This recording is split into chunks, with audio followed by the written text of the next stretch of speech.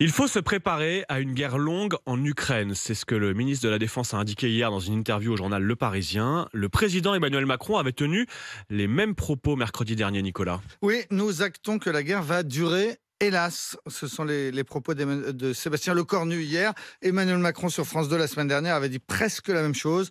On s'installe dans la guerre, cela va durer. L'autre message de ces deux interviews, c'est que la France aide l'Ukraine militairement, que la France va bientôt livrer encore plus d'armes, mais que la France n'est pas belligérante. Nous sommes aux côtés de l'Ukraine dans sa guerre, mais nous ne sommes pas en guerre contre la Russie. Enfin, troisième et dernier message qu'il faut retenir, nous devons nous préparer nous-mêmes à une guerre et donc renforcer nos armées. Mais par quels moyens ? Alors le ministre de la Défense hier dans le Parisien donne une piste, il annonce une forte augmentation du nombre des réservistes qui passerait de 60 000 à 100 000, notamment en repoussant de 5 ans les limites d'âge. Sauf que ce n'est pas avec des réservistes qu'on fait la guerre, c'est avec des soldats professionnels et du bon matériel et donc avec des budgets conséquents. Ce qui est le cas ces dernières années, depuis 2017, avant même le début de la guerre en Ukraine. Le budget de la défense n'a cessé de progresser, plus 37% en 6 ans, c'est considérable.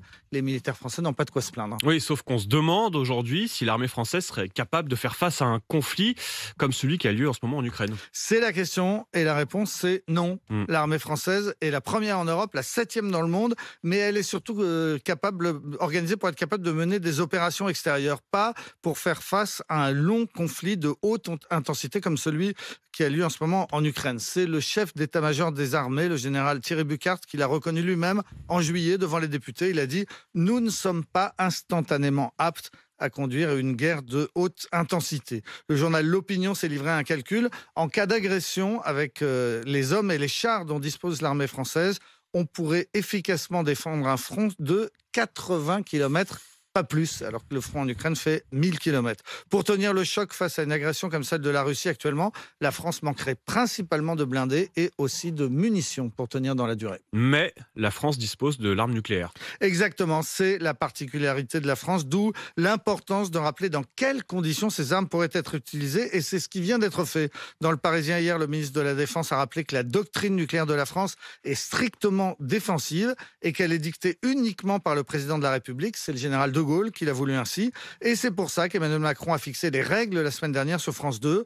La bombe nucléaire française ne peut être utilisée que si nos intérêts fondamentaux sont en jeu, ce qui ne serait pas le cas si les Russes utilisaient une arme nucléaire tactique en Ukraine. En février 2020, Emmanuel Macron avait fait évoluer cette doctrine en affirmant que les intérêts vitaux de la France pouvaient s'étendre aux intérêts de l'Europe, autrement dit qu'une attaque nucléaire russe sur un territoire de l'Union européenne pourrait entraîner une riposte nucléaire française. Mais on le sait, l'Ukraine n'est pas en Europe. La France, l'Europe et l'OTAN réagiraient certainement très fermement à une éventuelle attaque nucléaire russe, mais ce ne serait pas une riposte avec nos armes nucléaires françaises. En ces temps troublés, c'est le message que l'exécutif a voulu faire passer ces derniers jours. Nicolas Poincaré, expliquez-nous, c'est à retrouver quand vous voulez sur l'appli RMC en podcast.